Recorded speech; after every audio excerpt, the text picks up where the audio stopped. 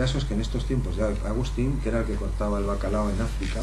en esos tiempos, en torno al 400, paganos, aristocracia romana en los puestos imperiales, en ninguna parte queda prácticamente. Luego se han cambiado de bando, se han apuntado a cristianos o lo que fuere.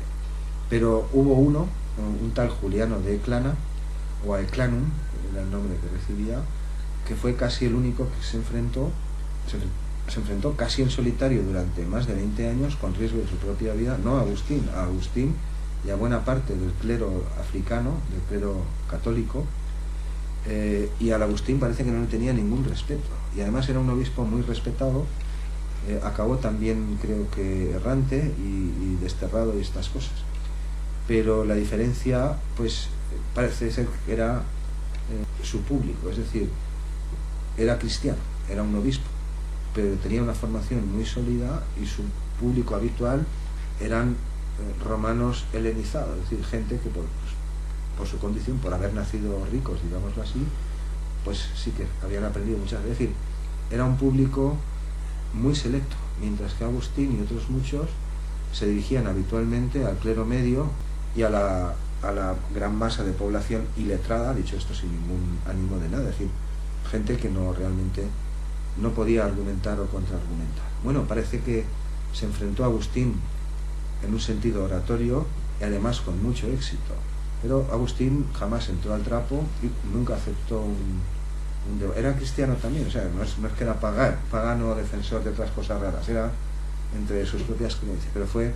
prácticamente la única voz crítica con él, y no tenía ningún respeto.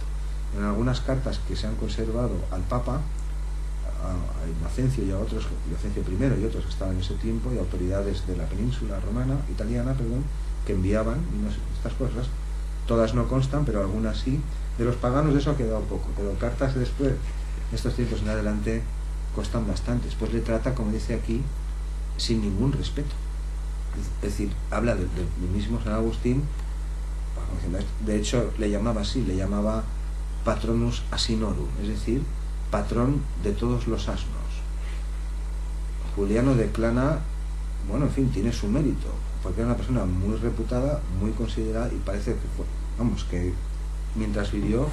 no había color, es decir, los demás lo sabían, atacaba continuamente algunas de las ideas que defendía Agustín, como esta, por ejemplo. Agustín había sido maniqueo de joven, no voy a entrar aquí en qué es eso ahora, no son exactamente cristianos, son otra cosa, pero Agustín y los católicos y en adelante, una de las ideas que defendieron y que impusieron como dogma de fe, y hoy siguen vigentes, bueno, esta concretamente no lo sé, no estoy al día en eso, era este problema, decían, y si un niño, un bebé, muere antes de ser bautizado, ¿qué pasa con él, no? Y esto, a ojos de Juliano y de otros paganos, pues era otra cosa completamente irracional. Decían que el Dios cristiano que estaba predicando esta gente era un Dios poco menos que criminal, quiere decir que este crimen, enviar al infierno a un humano que acaba de nacer y simplemente no ha podido pasar por los altares, decía, estas son palabras suyas, que apenas puede uno imaginarse entre los bárbaros.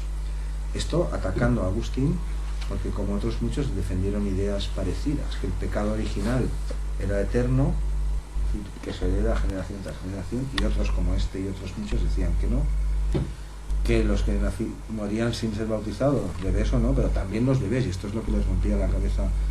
a Juliano, pues iban directamente al infierno, pues así. Dicen, pues que eso es un Dios cruel, ¿cómo puede este señor defender estas cosas? Bueno, fue una voz autorizada, muy reputada,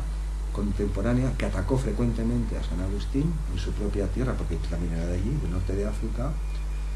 Y como estábamos en Madaura, Apuleyo era de ahí, me vi el mosaico, pues tampoco es por meter el dedo en el ojo a unos y a otros, que de paso, pero pues, en fin, el mismo derecho tendría, digo yo, Juliano de Eclana, que se le recordase por lo que sabía, que Agustín por lo que declaraba. Más intención aquí, son contemporáneos y Madaura alojó a unos y a otros. A las escuelas de filosofía paganas como Madaura, Atenas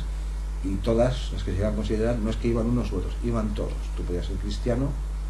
y vienes a mis enseñanzas y yo te acepto como alumno y no pasa nada. Quiero decir que cristianos eruditos y sabios y con educación y todo, hubo muchísimos por todo el imperio, solo que todos no comulgaron con las ideas de Agustín o Atanasio lo que se llama el catolicismo, y la mayoría pues se quedaron por el camino. Ese es un tema que ya hemos tratado en parte en otras charlas, y el año que viene también.